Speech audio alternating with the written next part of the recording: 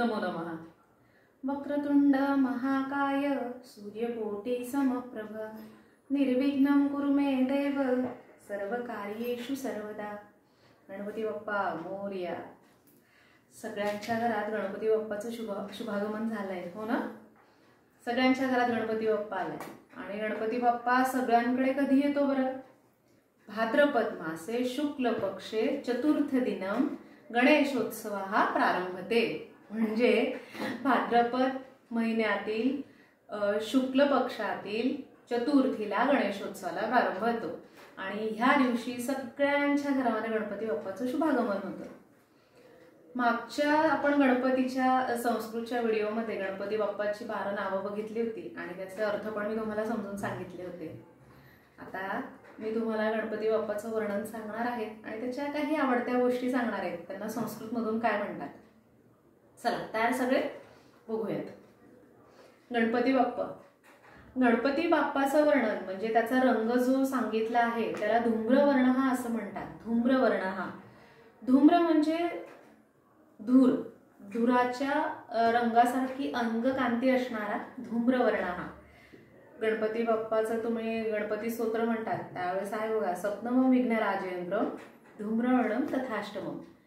तर एक त्याचं वर्णन असं केलं जातं, अशी मान्यता आहे की गणपती बाप्पाचा रंग हा धुक्याच्या रंगासारखा आहे। बरं, गणपती बाप्पाचं अजून काय काय दिसतंय बरं तुम्हाला, बघूयात आपण। आधी वाहन बघूयात। गणपती बाप्पाचं वाहन आहे उंदीर, त्याला संस्कृतमध्ये म्हणतात मूषकः। काय म्हणतात? मूषकः। गणपती बाप्पाच्या वाहन त्याला म्हणतात मूषकः, बरोबर।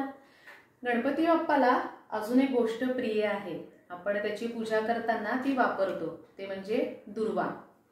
आणि याला संस्कृतमध्ये म्हणतात दुर्वांकुरहा। काय म्हणायचं? दुर्वांकुरहा। गणपती बाप्पाच्या हातात किंवा गणपती बाप्पाच्या पुढे एक छानसं आपल्याला लाल फूल दिसतंय, ते आहे जास्वंदाचं फूल। आपण त्याला हिबिस्कस म्हणतो इंग्लिशमध्ये आणि संस्कृतमधनं म्हणायचंय जपा कुसुमम। काय म्हणणार आहात?